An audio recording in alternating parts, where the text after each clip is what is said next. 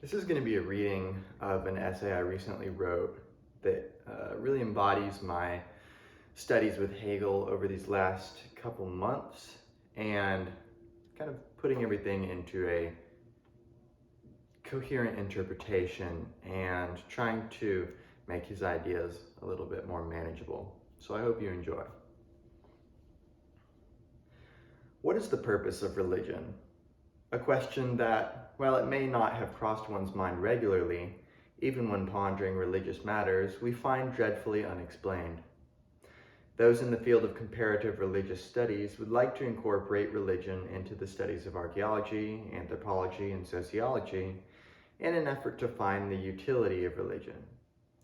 But often we find these to be only skin-deep interpretations of a phenomenon that often leaves us unable to truly penetrate into what people mean when they speak of religion.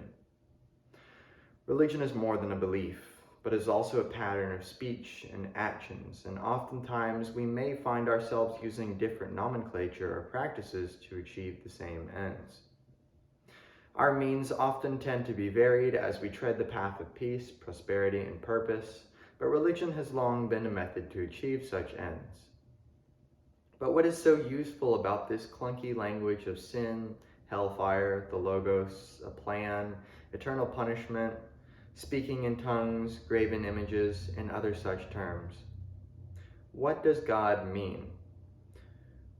With regard to the latter, many may interpret this as asking what God is, or how he can be used, but I want to know more fundamentally what this term represents in the grand search for truth and legitimate knowledge. Does the language of religion say something more fundamental? Can it be learned from and moved beyond? Can an atheist believe in God? This last question was witnessed by myself adorning the virtual pages of an online chat room's question section. While at first I stood petrified at the pure idiocy of such a contradictory and flawed question, I soon realized that one of my favorite philosophers may be one of such believers, if that's even an appropriate term here, G.W.F. Hegel. Never has a thinker been so ahead of their time. Maybe not necessarily with all of the ideas presented, but rather in the synthesis of ideas that, as soon as they've been read in their gaudy form, seem so common sense so as to leave one writing duh in the margins of his works, as was the case for myself. Hegel's synthetic capabilities cause one to hearken back to Plato's writings in the Meno, where he speaks of innate knowledge. So clear and effective does his thought seem, so as to convince one that this was simply waiting dormant within oneself, waiting to be discovered. This is fitting, since Hegel's discourse surrounding religion and its use and possible truth revolves around the individual, as is the case when he states, "What is a thing is self-consciousness. The thing is, therefore, the unity of the I and being, the category." While such a saying may seem impermeable and needlessly filled with strange, seemingly invented grammar via italics, commas, and other such markings, as would be expected of a foreign language, we will come back to this and other such quotes to dig deeper into Hegel's philosophy and examine his erudite insights on religion and how its language can be interpreted in a more meaningful and philosophically advanced manner.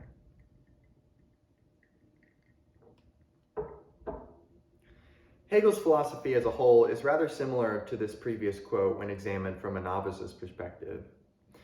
I am rather brave here to attempt to make accessible a thinker who some would claim wished to not become so, wishing to remain on the periphery of thought and academia, on the cusp between insanity and insight.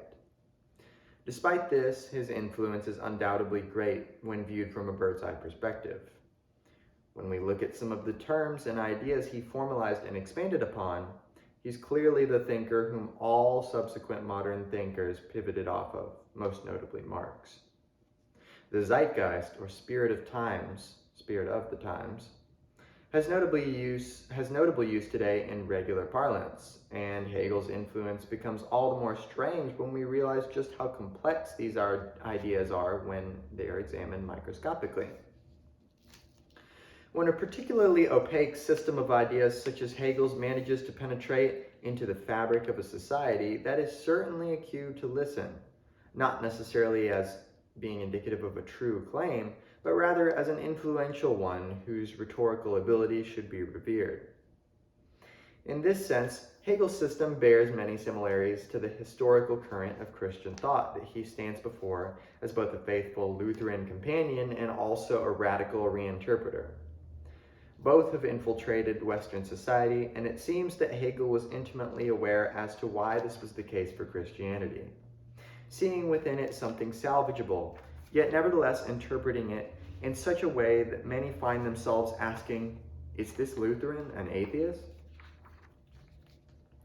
An admittedly funny admission of confusion, Hegel's religious affiliation is one of permanent controversy, since his ideas became mainstream. Two groups, the right Hegelians and the left Hegelians, emerged as a roughly categorical way to interpret Hegel's thought. Hegel is a conservative Christian who saw the final enlightened society epitomized in the Prussian state and sought to create an individualist society, said the former. Hegel is a revolutionary and progressive atheist who interpreted Christianity and other concepts in light of revolutionary requests for a collectivized society of the people who sought radical reform never achieved in his day or beyond, shouted the latter. Today, this latter left Hegelianism can be seen embodied in the philosophies of Karl Marx, Vladimir Lenin, Mao Zedong, and other communist revolutionaries who adhere to what many call historical materialism. As such, Hegelianism has clearly evolved into a landscape of interpretation that seeks to milk the teat that is Hegel's genius. For the purposes of clarity, I shall refer here only to Hegel's thought as it is expressed in his seminal work, The Phenomenology of Spirit. Many who are taught Hegel are segued in via the dialectic, which Hegel famously expanded into a sort of philosophy of contradiction, not to imply the pejorative. Here, Hegel systematizes his thought, but I think his religious thought gives us a much more clear way into what he really means by getting us to ask and answer questions that have a historical current, both in common parlance and theology. What is religion? What is God? Or from an atheist's perspective, why create these elaborate stories around some mythical man in the sky? Have hope, ye who choose dismay, for we are here going to delve headfirst, like Judas's death, into the world of Hegelianism. Chapter 2, An Analysis of the Self. A recurring concern across both philosophy and the daily lives of all of mankind is what to make of our own existence. We can see questions of the sort epitomized in teenage caricatures who speak of us being part of the matrix, life being meaningless, or whatever these kids are into these days. As much as I jest here, partly because I am one of such kids, it is clear that the life of adolescence brings out a sense of dread. Responsibility hasn't come yet unto the young man and woman until they come face to face with the impending reality, sometimes bleak, other times blissfully hopeful, and usually a bit of both. As silly as this may seem to the elderly and mature of our societies, how often is it that we hear one speaking of wishing to be a kid again?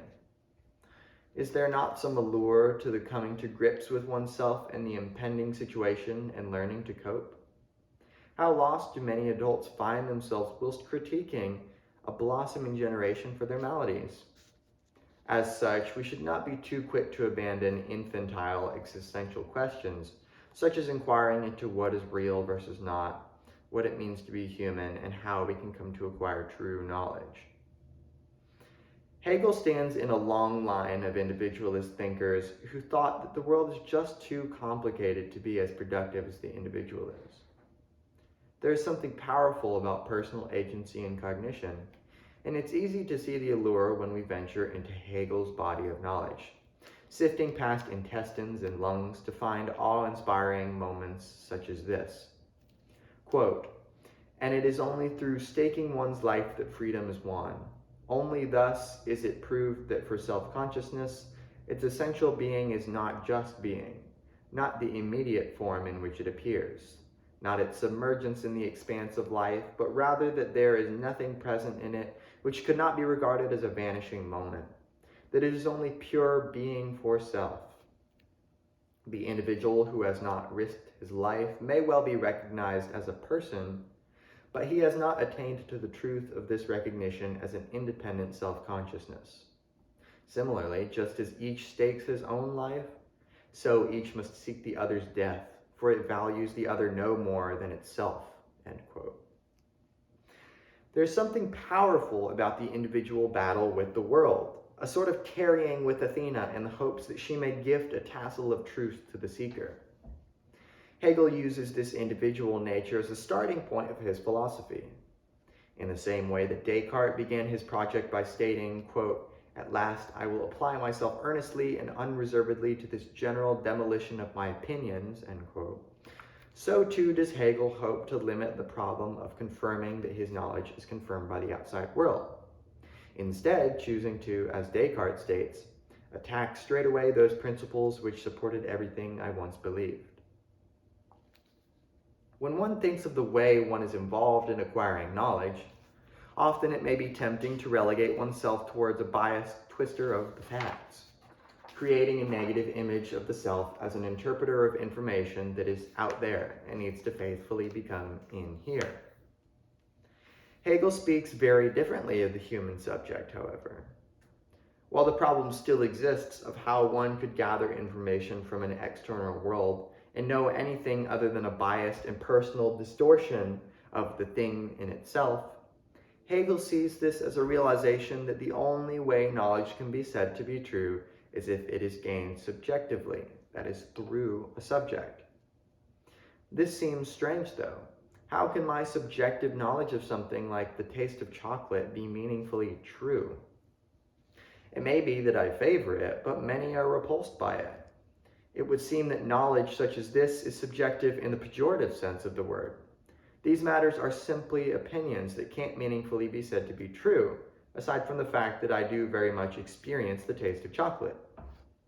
But wait, let us dig into this latter experience part a bit more, or what Hegel and other subsequent thinkers would call the phenomenon.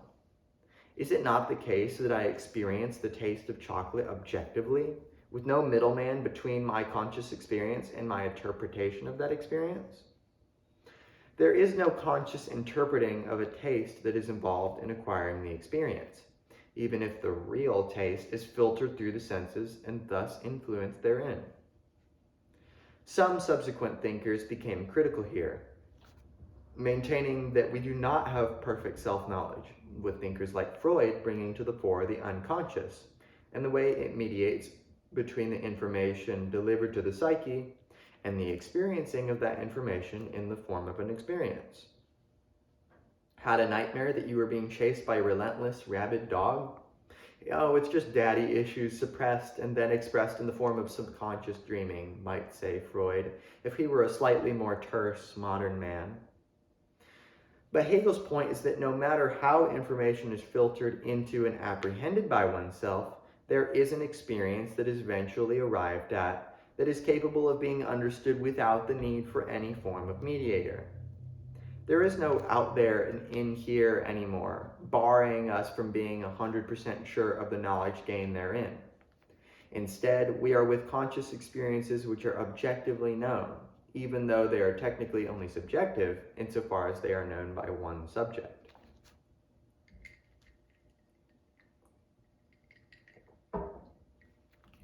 The whole issue that caused this to become a question necessary to answer is that in the quest for knowledge, we so often find, as did Descartes, that the senses are sometimes deceptive, and it is a mark of prudence never to place our complete trust in those who have deceived us even once. Yet, Hegel seems to circumvent this issue by making clear that there is no way to know if the senses are being deceptive or not, and that the only meaningful knowledge, for doubt is merely assent from knowledge and the lack thereof, is gained through the self. Quote, "For to think does not mean to be an abstract I, but an I which has at the same time the significance of intrinsic being, of having itself for object, or of relating itself to objective being in such a way that its significance is the being for self of the consciousness for which it is an object," end quote. We can see this sentiment echoed in a number of other passages which offer a more nuanced and detailed way into this admittedly strange idea. Hegel's insight Hegel highlights how personal knowledge is and maintains that the usual sense of struggling to find the facts is in a sense a wrongful way of going about finding the truth. He states, "Now if we inquire into the truth of knowledge, it seems that we are asking what knowledge is in itself. Yet in this inquiry, knowledge is our subject, something that exists for us. And the in itself that would supposedly result from it would rather be the being of knowledge for us." He makes the problem all the more lively by stating, "It is then equally a deception of oneself and of others if it is pretended that one is concerned with what one is concerned with is the matter in hand alone. A consciousness that opens up a subject matter soon learns that others hurry along like flies to a freshly poured out milk and want to busy themselves with it. And they learn about that individual that he, too, is concerned with the subject matter, not as an object, but as his own affair." End quote. So where do we go from here? There's something unsettling about this knowledge, maybe even lonely. Surely I can't just go around gloating that my knowledge of the taste of chocolate is the true and objective taste of chocolate. All others' opinions are merely a transcendental unknown that must be relegated to neither fact nor truth nor fiction. This is a desperate hole, and one that many philosophers have found themselves in.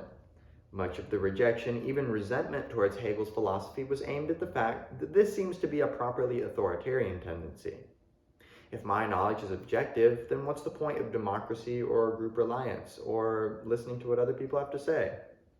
Why build communities or collaborate if I can sit in my armchair like a good philosopher, having solved the problems of the world, and rather stroke my beard in eerie contentment for a misguided world? Well, Hegel is clearly aware of this in his writing. Oftentimes I've found myself making my way through this monumental work and thinking that he has created a systematic system, only to find that I only know part of the story. The preface tells in 45 pages what the rest of the book does in a few hundred, but every page helps elucidate an anticipated pitfall. In this case, Hegel is aware that even though individual processing and understanding of the information is required, it is necessary to become enmeshed and immersed in the world around us, similar to how Heidegger would say. For example, in his section B, Self-Consciousness, Lordship and Bondage, commonly referred to as the master-slave dialectic, following the alternative translation convention, Hegel explains just how this self-consciousness, one which is aware of its central role in the truth process, is supposed to interact and even require the outside world, referred to as the other. Quote, "Self-consciousness is faced by another self-consciousness. It has come out of itself. This has a twofold significance. First, it has lost itself, for it finds itself as an other being. Secondly, in doing so, it has superseded the other, for it does not see the other as an essential being, but in the other sees." End quote. He goes on to elaborate exactly what this process means in more clear language, but it is clear here that the other is part of the self and must be understood as an organic unity, or as we said earlier, quote, "What is a thing is self-consciousness. The thing is therefore the unity of the I and being, the category," end quote. So we here have created an admittedly strange world. Hegel's philosophy is so hard to digest, not because the ideas are so hard to understand, but because they're hard to cope with, to incorporate. Certainly, nobody lives their lives as a Hegelian in this sense. This position he advanced has become to be known as idealism, more specifically German idealism, instead living as if there is a genuine gap between other things and oneself. As revolutionary or even crazy as this idea may appear, it's actually been understood through Heraclitus roughly 2 millennia prior. In the work of Heraclitus, he seems to understand in the same way that the universe is all one differentiated unitary substance, stating, quote, "Thou shouldest unite things whole and things not whole, that which tends to unite and that which tends to separate, the harmonious and the discordant. From all things arises the one, and from the one all things," end quote. Another fragment states much clearer this time, quote, "Heraclitus et al., the universe is one," end quote. This makes quite clear that the idea that the universe is self-referential, is ultimately one thing peering upon itself, is part of an old age debate between Parmenides and Heraclitus over the true metaphysical nature of the universe. In this case, one must simply try to live their intellectual life in the mindset of a Hegelian and absorb his works to the fullest in order for this to make sense. Chapter 3, The Divine Nature. As one ventures into the works of Hegel, it becomes strange when we begin to hear knowledge of the divine, precisely because there is something uncanny about it. It speaks in a manner that feels connected to his philosophy and the nature of his argumentation, but entirely separate from the conception of Christianity one is used to. When we envision what it means to be a Christian, we may think of certain distinguishing characteristics. The belief in Jesus' miraculous conception from the Virgin Mary, Jesus' crucifixion and subsequent resurrection, or the Trinity. But something we may not often think of, precisely because it's not something we thought we needed to think about, is someone who believes in a God. Obviously, this seems to be such a staple of a religion that we don't even consider what it means to say this: there is a God. Hegel's insight comes precisely here in discussing and unearthing the nature of God. My capitalization, as is the case for Hegel's, is not overlooked. The uppercase versus lowercase g is not necessarily meant to imply disrespect or assent from the idea of God, but precisely to be more specific about what the word God even represents. My analysis will be skewed due to my atheism, but it seems that we can reasonably speculate about a number of possible reasons as to why religion came about. Thinkers like Heidegger and Freud see it as a way to escape the anxiety of death, as a way to transcend beyond the categories of the finite. As such, the divine was quickly associated with the themes of transcendence, the absolute, truth, and other such ideas that seem to go beyond merely physical categories.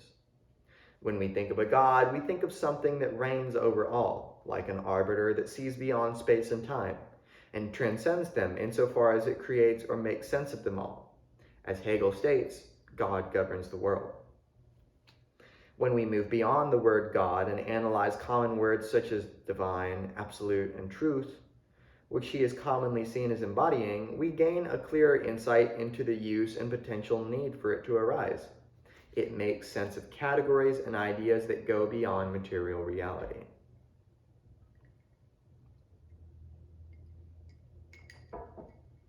It is a long-fought battle between materialism and non-materialism. The materialists state that everything can be reduced to a material explanation. The mind is merely an experience of the brain, love is simply a chemical reaction, and desire is an evolutionary byproduct.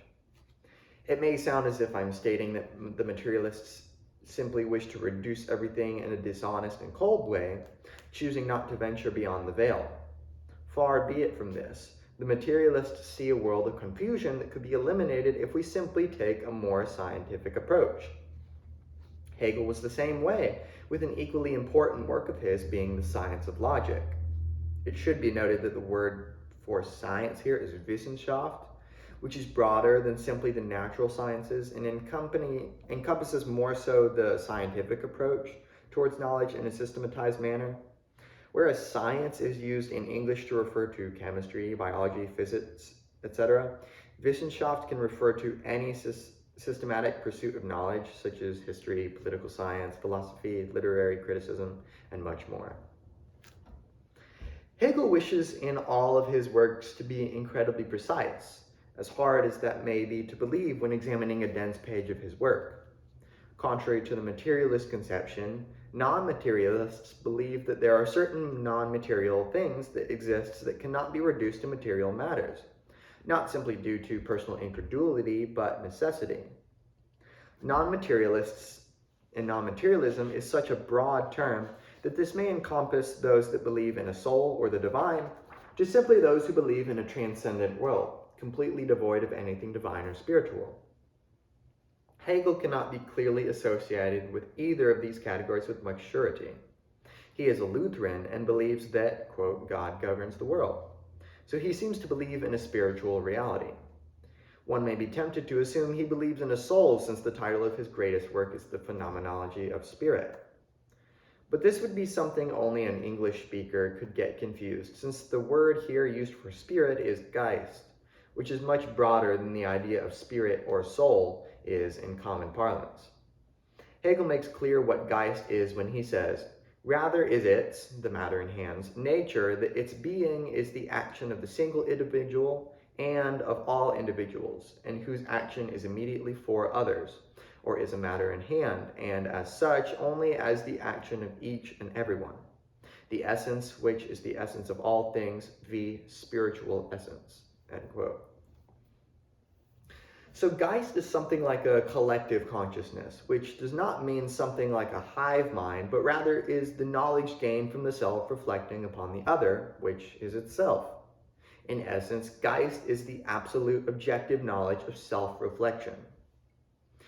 So we can see that, in a sense, his beliefs begin to differ from the typical Christian conception of the soul as some independent member of the human person where the mind lies. Geist doesn't have any location, according to Hegel, but is rather a non-material entity that yields true knowledge. This is the perfect way into Hegel's religious philosophy and gives us key insights into the nature of the divine. Hegel spells it out perfectly when he says, "In this knowledge of himself as the sum and substance of all actual powers, this Lord and Master of the world is the titanic self-consciousness that thinks of itself as being an actual living God." End quote.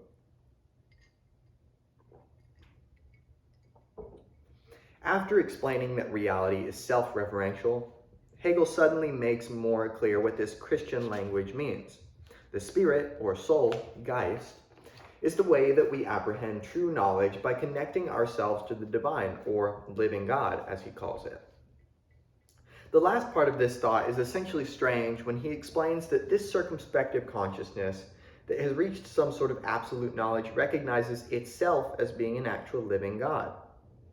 Hegel makes this all the more clear by saying, quote, "It is just this that enlightenment rightly declares faith to be when it says that what is for faith the absolute being is a being of its own consciousness, is its own thought, something that is a creation of consciousness itself." End quote. Hegel sees the absolute being as something created by the self, and while he doesn't say this explicitly, it's reasonable to elaborate that the absolute being is language created as a way to cope with this idea of objective knowledge. He makes sure less than 20 pages later to make sure that all of this argumentation doesn't circumvent the self-referential state of the universe, stating, quote, "Pure absolute being is only in pure thought, or rather it is pure thought itself, and therefore utterly beyond the finite, beyond self-consciousness, and is only being in a negative sense," end quote. This clarifies exactly what it means to be a non-materialist. A transcendent reality is merely this area whereby objective knowledge exists, and this divine language seems to allow us to speak of the divine in a more clear way, and the true in a more clear way. Now, obviously, we have been able here to speak of the same concepts without exclusively employing this divine language, really only using it to refer to its genesis in Hegel's writings. It seems quite straightforward to explain what the transcendent is without using God as a proxy. Hegel's thought goes on toward the end of the book to implore us to go beyond God as an exclusive metaphysical assertion, and continues to use this language in a metaphorical manner that leads to the interpretation here given.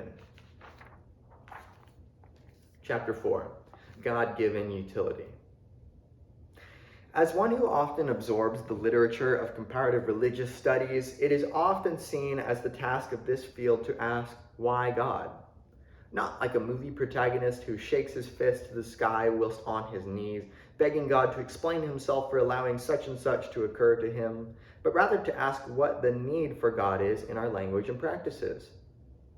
It is unclear if we could confidently say that every culture we've encountered has a belief in a God, but at the very least, it seems that most cultures have some spiritual beliefs that are similarly transcendent, allowing people to cope with death, politics, and the living of the good life. All of these count as some sort of explanation for religion, but once again we must return to see what Hegel has to say. Hegel first begins to heavily utilize religious language in chapter C, BB, Spirit. He gives us a more clear explanation of how he utilizes religious language in the subsections culture and morality. He makes clear the utility of this language by stating, quote, "In its usefulness as food and drink, it reaches its highest perfection, for in this it is the possibility of a higher existence and comes into contact with spiritual reality," end quote. As a cultural and moral phenomenon, Hegel's analysis bears similarities to those made by comparative religious studies scholars, but is notably unique insofar as his philosophical system goes beyond merely historical speculation, instead choosing to incorporate a living word into the discussion and use this religious language to explain its purpose. One is hinted here that maybe Hegel is not simply a religious fundamentalist, and is at the very least undergoing a fundamental reinterpretation of Christianity for the purposes of philosophical consistency. This is certainly admirable and should be considered a true philosophical gesture, philosophia, the love of wisdom, taken to the extreme. Hegel's thought takes an interesting turn which can truly be understood as being ahead of his time. Throughout the history of Western thought, there has been an attempt to reach the good life by adhering to a certain set of principles commonly called one's duty. In the study of ethics, this is called deontology, whereby an act is assessed based on a set of right and wrong principles. Think of this like your sin, your haram foods, your commandment to not eat from the tree of knowledge of good and evil. There are certain actions which, as said by some arbiter, whether that be a conscious entity or not, are impermissible or frowned upon.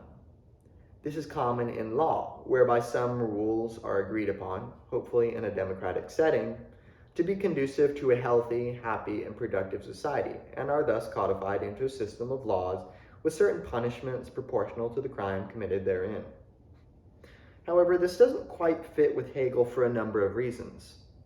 Firstly, Hegel's philosophy is a philosophy of progress, stating, quote, "Rational thinking frees the divine being from its contingent shape, and, in antithesis to the unthinking wisdom of the chorus, which produces all sorts of ethical maxims and gives currency to a host of laws and specific concepts of duty and rights, lifts these into the simple ideas of the beautiful and the good," end quote. The divine is clearly understood as being malleable and adaptable. This may sound quite heretical, but Hegel beautifully connects this to the idea of a revealed religion. Such a sentiment as his is vaguely elucidated in the Bible when it is stated that, quote, "The word of God is living and effective and sharper than any double-edged sword," end quote, implying that there is something living, changing, and undulating about the word of God. Hegel expands on this knowledge and language common in Christianity of a revealed religion to say, quote, "For the mystical is not concealment of a secret or ignorance, but consists in the self knowing itself to be one with the divine being, and that this, therefore, is revealed. Only the self is manifest to itself, or what is manifest is so only in the immediate certainty of itself." So there is something of an active process that takes place here, whereby what Hegel means by a divine being that is revealed is merely the revealing the reveling in the self's role in the acquisition of truth. This is certainly a very foreign conception of religion and God, and it's easy to see why the right Hegelians interpret Hegel as a deeply religious man.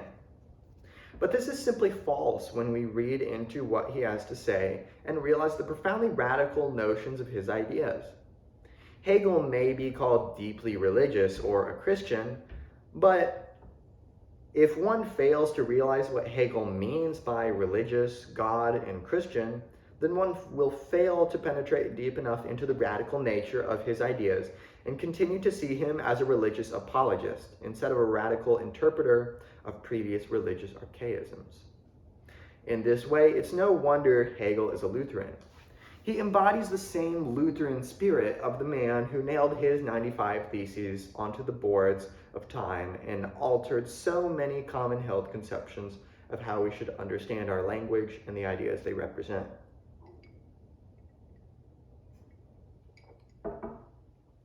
Hegel's religious revival of its language can be best understood when we uncover Hegel's understanding of religion when it is used to explain morality.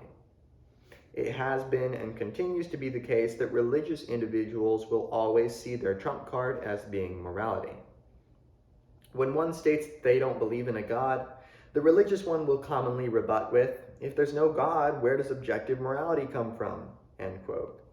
This is funny since it so unstealthily fails to conceal the assumption that objective morality exists at all.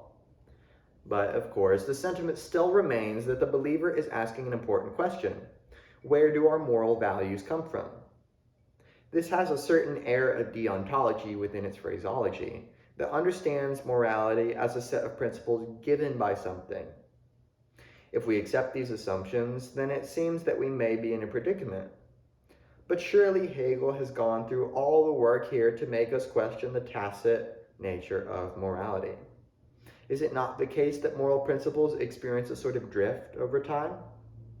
For example, slavery was certainly more common many hundreds of years ago as opposed to today, even if it still unfortunately remains prevalent. While we cannot necessarily say for a fact that it didn't elicit certain negative responses in those of that day in the same way it does today, it is likely that the institutionalization of it in a society makes it seem a little less taboo and thus less immoral. We can do all the speculation we want, but it seems to me entirely disingenuous to assume that those of the past operated in a sense of collective cognitive dissonance, gradually relieving their moral consciences as they moved into the modern era. Certainly, change was spurred on by those who saw the current practices as unpalatable to their conscience, but it certainly seems that a good deal of the practices we find commonplace in society are not experienced as being immoral if they are ever found to be until after the fact, post hoc. So it seems that there is a gradual drift of acceptable moral practices that require being linked with the historical and social situation of the time. This sort of argumentation finds itself at home in Hegel's writing and is a key component of future philosophers' thought, such as that of Wittgenstein and Heidegger, the latter of which is extremely keen on emphasizing that Dasein, the unique mode of human existence, is defined by its, quote, being in the world, in der Welt sein, which means that we always must find ourselves tarrying with some existence who incorporates us into a personal communion with it, and creating an inseparable identity with it. In this sense, we can see how religious language seemingly makes this concept of in der Welt sein, being in the world, more clear and surrounds it with a mythical set of stories and ideas that allow this concept to permeate our understanding. Hegel's moral philosophy is characteristically rationalistic and shares many similarities with pragmatic ethicists, who hold that ethics is a sort of science whereby there is a general agreed upon consensus that can change and develop over time as we come to realize certain rational capabilities and goals. In this sense, morality is teleological. Morality has an end or purpose for which it exists and ventures toward throughout history. Hegel states that, quote, what is not rational has no truth, or what is not grasped conceptually is not, end quote, making clear that if we want to call an action moral or immoral, since morality is linked to a true case of whether or not it will be better or whether or not it will better or worsen human well-being, we must do so by rationally examining these laws. By tarrying with these laws and choosing to accept or reject them, we create a system of ethics that has rational grounding, as well as something that can be adapted. In the same way as a natural scientist, we can understand that our rational discourse can only have a certain level of certainty, and that we must simply take these principles as absolute, even if they are understood as being part of a growing and changing process. This process goes beyond mere principles, as Hegel shows by saying, quote, In other words, consciousness is not, strictly speaking, in earnest with moral action. What it really holds to be most desirable, to be the absolute, is that the highest good be accomplished and that moral action be superfluous, end quote.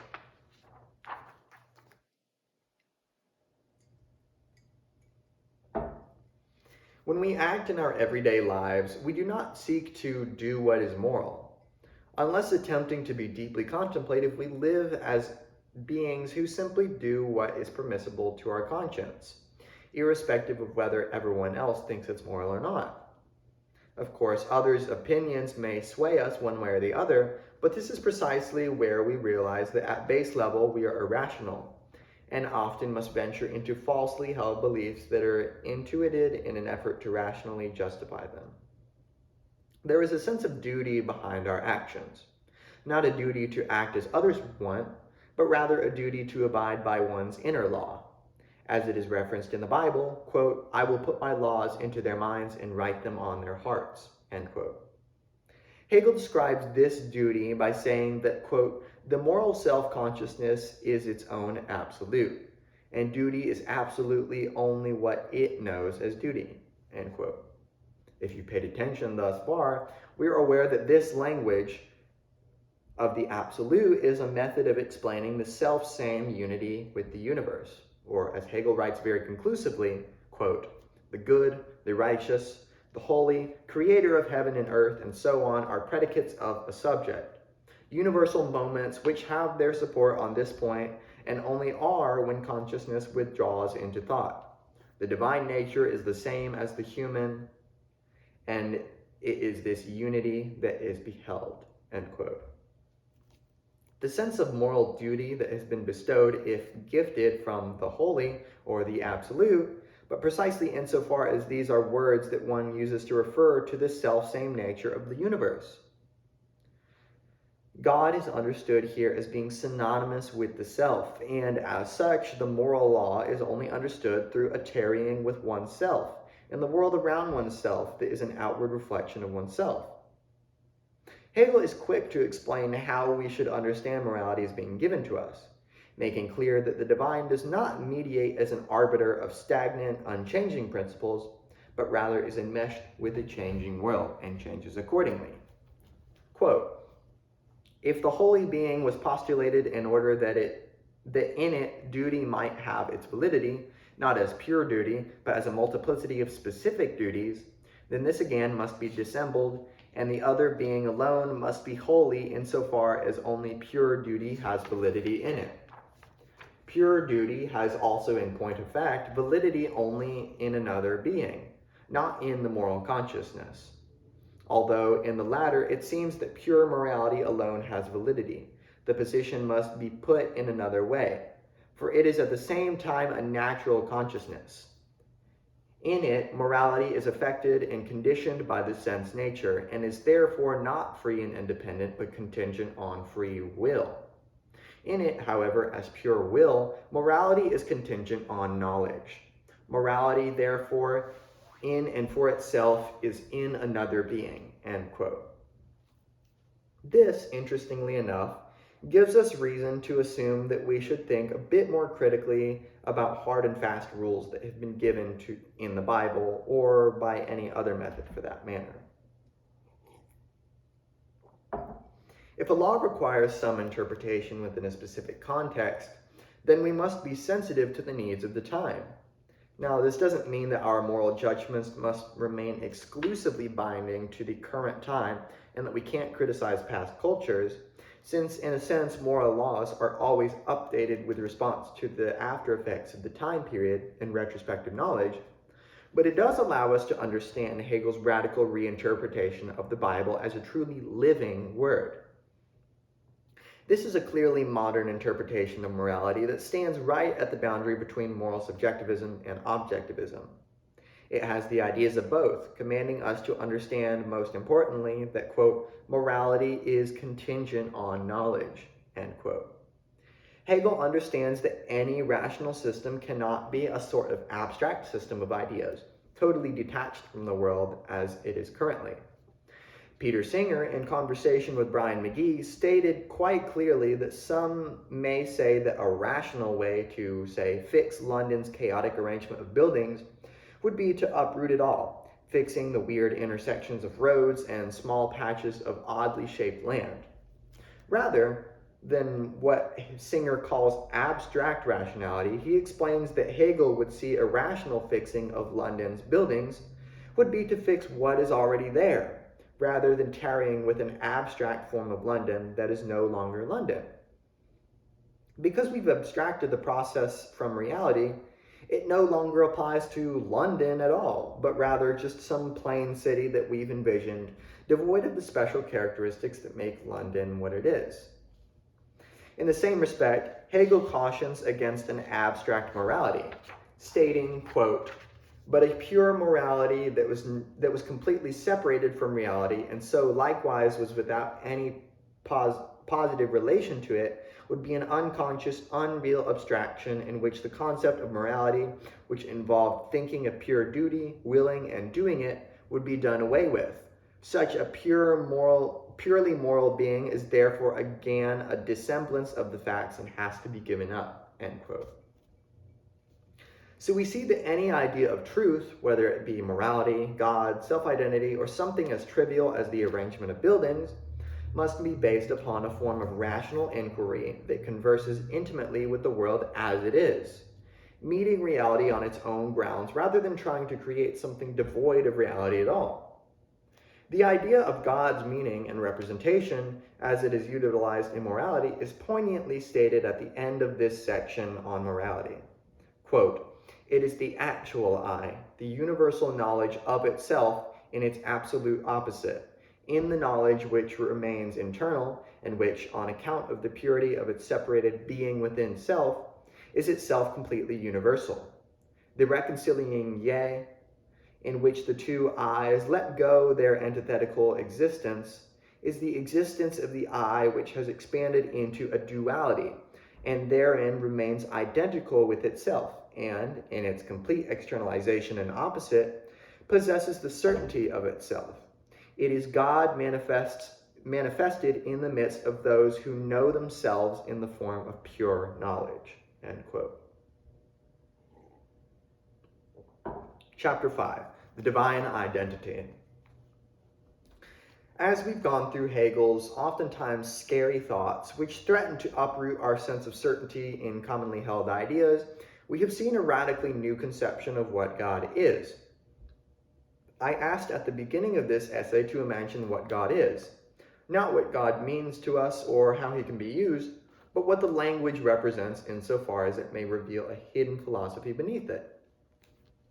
There may be much debate about whether or not the biblical authors intended a certain level of philosophical specificity, but it is certainly the case that Hegel has brought something out of this language that allows us to see deeper into humanity and give access to ideas that may have been shrouded in mystery prior to his taking the stage. Hegel was aware that religion often served as a way to mask our intellectual insecurities and shortcomings, assuring maybe the believer, maybe all of us, that, quote, "the mystical is not concealment of a secret or ignorance, but consists in the self knowing itself to be one with the divine being, and that this, therefore, is revealed. Only the self is manifest to itself, or what is manifest is so only in the immediate certainty of itself," end quote. Religion for Hegel is likely a method of self-discovery. It's hard to fault such a sophisticated thinker for finding refuge in something and transforming it from the inside out. We can still read and value Hegel even from an irreligious perspective, though. Hegel's thought is truly transcendent, not in what it requires us to postulate, but by what it allows us to postulate and speculate, and the fact that it goes beyond previously established categories of truth and falsity. As Hegel contemplates the divine in one of the last sections, Religion in the Form of Art, he gives us a glimpse into an intimate feeling of connectedness that he shares with Christianity and God in general. It's clear that one wouldn't use this type of language of the divine and the absolute being if they weren't intimately involved with it, either as a simple affair or a lifelong relationship. He says that the self-consciousness of the hero must step forth from his mask and present itself as knowing itself to be the fate both of the gods of the chorus and of the absolute powers themselves, and as being no longer separated from the chorus, from the universal consciousness, end quote. Maybe Hegel is arrogant here for alluding to the fact that those who follow his philosophical ideas are a sort of hero. But we can certainly see the sense of personal fulfillment and direction that phrases such as these give the free thinker. It bears much similarity to Nietzsche, who saw himself as a hero of the earth, preaching a philosophy that may have been closer to Hegel's in its revolutionary nature than he would have liked. What is God to Hegel? It's unclear, and I think he was aware of this. Even if one believes in a transcendent reality, there's something difficult about speaking of it, especially since it lies beyond the material. Materialists may ask, what does it even mean to exist beyond time or space? And this is precisely the sort of question we should ask. How do metaphors exist? Fictional characters or ideas? Certainly they aren't material things, since otherwise they would no longer be fiction, yet we speak of them. So it seems that we can speak about the transcendent, but only in ways that require we are careful how we interpret our language. Hegel is as careful as he can, or as much as one could hope Hegel to be, by explaining as follows, quote, with the vanishing of the contingent character and superficial individuality which imagination lent to the divine beings, all that is left to them as regards their natural aspect is the barrenness of their immediate existence. They are clouds, an evanescent mist, like those imaginative representations. The essence of these having been given the form of thought, they have become the simple thoughts of the beautiful and the good, which tolerate being filled with any kind of content, end quote. The divine is something that he recognizes is ultimately only reducible to far-off concepts like the good or divine beings. There's not much more that can be said, yet it is clear that we need not stay far away from understanding what the divine stands in place of, since Hegel goes painstakingly down the rabbit hole of understanding and explicating exactly what the truth process is, in a way that leaves us thinking inward, turning our insides aside as if to push superfluous things out of the way and search for something more. He gives us something to chew on. Quote, God is attainable in pure speculative knowledge alone, and is only in that knowledge, and is only that knowledge itself, for he is spirit. And this speculative knowledge is the knowledge of the revealed religion. Speculative knowledge knows God as thought or pure essence, and knows this thought as simple being and as existence as the negativity of itself, hence as self, as the self that is at the same time this individual and also the universal self, end quote. Chapter 6, Conclusion. Have we any doubt of Hegel's radical sense of Christianity yet? Everything has been uprooted from morality to metaphysics, leaving us with a radically new way of examining the world we struggle with every passing moment. Surely the existentialists, the likes of Nietzsche, Sartre, and Heidegger, understood that this deep entanglement with the world can be both promising and scary. It creates a feeling of intellectual blindness, whilst delivering us to the jaws of a truly carnivorous philosophy that requires us to go all in on our experiences. No longer is there room for abstract struggling with the world, constructing fictions to help us understand. Now we must journey into the self to fight the toughest battle of all and realize our power. It may scare us to come to such a radical conclusion that we are forced to be intimate with ourselves every moment. Maybe this fear of intimacy is what scares us. Nietzsche calls us to imagine